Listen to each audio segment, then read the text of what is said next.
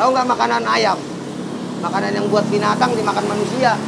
Kalau orang-orang itu mana mau makan begitu, makanya catering. Begitu masuk penjara, seperti Alamin, makanya catering. Iya yang enak. Mana mau makan yang... Tunjuklah semaumu, bergembiralah sekehendakmu. Inginmu adalah kuasamu. Namun itu bukan untuk Erwin Purba ataupun para narapidana lainnya yang tak berharta dan bertahta.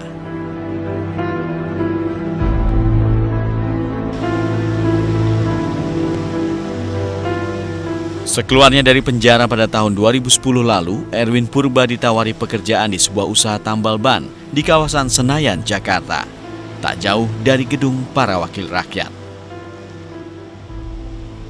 Erwin bersyukur masih ada yang percaya padanya meski ia berstatus mantan penjahat kambuhan atau residivis.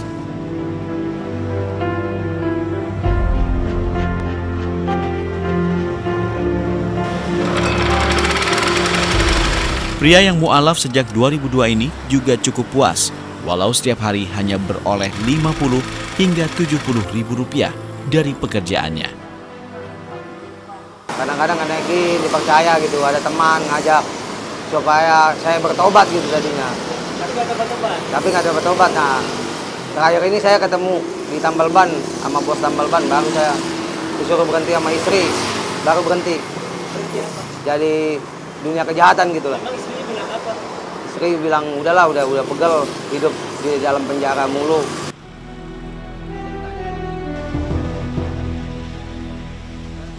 Dua 12 tahun akrab dengan tindak kriminalitas, pada akhirnya Erwin Purba mengerti bahwa tak mungkin untuk terus-menerus hidup di dunia hitam. Erwin pernah 6 kali masuk penjara dengan berbagai kasus, mulai dari mencopet, menganiaya, perkelahian antar preman jalanan, hingga merampok rumah. Dengan semua pengalaman itu, Erwin melihat kenyataan penjara tak selalu berhasil membuat seorang penjahat menyesal. Beruntung, Erwin memiliki keluarga yang menginginkannya menjadi baik. Istrinya tak pernah lelah mencoba mengubah tabiat buruknya. Meski hal tersebut baru berhasil saat usia pernikahan mereka menginjak tahun ke-8, atau tepatnya pada tahun 2010 lalu. Saat itu Erwin baru saja menyelesaikan hukuman 2 tahun penjara karena kasus perampokan disertai penganiayaan.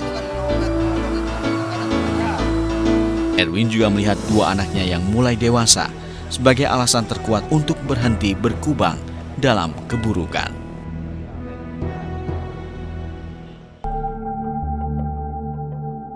Dipayungi langit mendung siang ini, Erwin Purba menceritakan persentuhannya dengan penjara. Salah satunya adalah suguhan ketidakadilan yang disaksikannya sendiri. Hukum seperti berpihak pada para penjahat yang berduit, sedangkan para penjahat berkantong tipis sepertinya cukup jadi penonton. Seperti Alamin Nasution, saya ketemu itu Alamin Nasution. Nah, pernah ketemu tahun 2002. Tahun 2010 kemarin di Polda Metro Jaya. Nah, hidupnya dia megah di Polda. Coba kalau orang kecil yang ada di kerangkeng aja kayak burung, kayak hidupnya binatang. Pokoknya kalau kita banyak duit itu jadi raja. Bahkan dalam penjara, ketimpangan sosial pun tak luput terjadi. Penjara seolah menjadi miniatur masyarakat di mana hukum bisa dengan mudah jadi barang dagangan. Hukum di Indonesia itu bagi saya ibaratnya kalau buat orang kecil itu buta. Kalau buat orang kecil itu tertutup matanya. Tapi kalau buat orang kaya itu terbuka matanya. Karena dia hakim-hakim sekarang jaksa bisa dibeli. Tak asal bicara, pengalaman Erwin saat beberapa kali menghadapi persidangan membuat mata pria asal Medan berusia 32 tahun ini terbelalak. Sungguh, betapa banyak celah hitam hukum di negeri ini.